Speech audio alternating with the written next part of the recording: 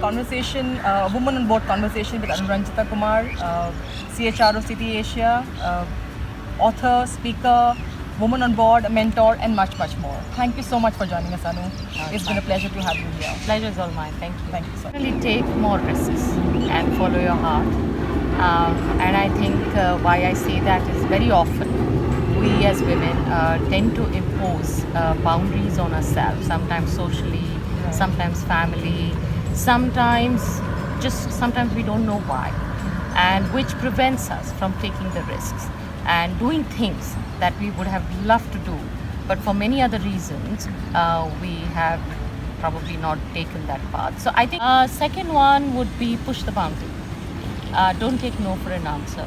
I think women relative to men tend to bow out if they get faced with a hurdle much more, and especially professionally.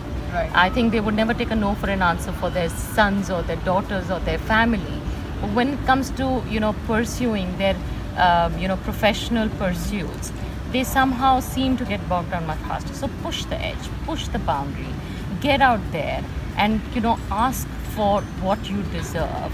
It's a natural progression which should happen at the right time. I don't think you need to just go and push yourself out there. You need to go and seek it, basis your own experience, basis where your passion lies in terms of making more contribution, basis where you're seen as an expert. Reach out to people in terms of networks that you have around you and make it known that you wish to be doing this like you would do with any other job.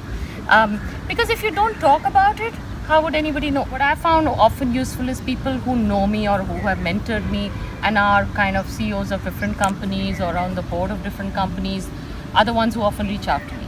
So I think reaching out to somebody who's already been on a board, who can mentor you in terms of how you conduct yourself, how you position yourself, how you get out there will be extremely helpful.